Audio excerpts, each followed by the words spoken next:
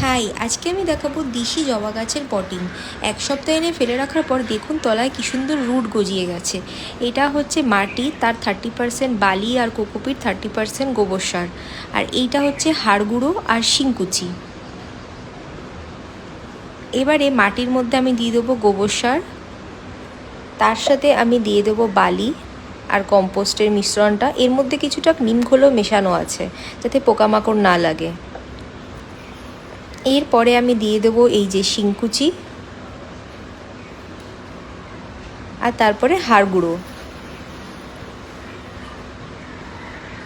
এইবারে আমি এটাকে ভালো করে মিশিয়ে নেব।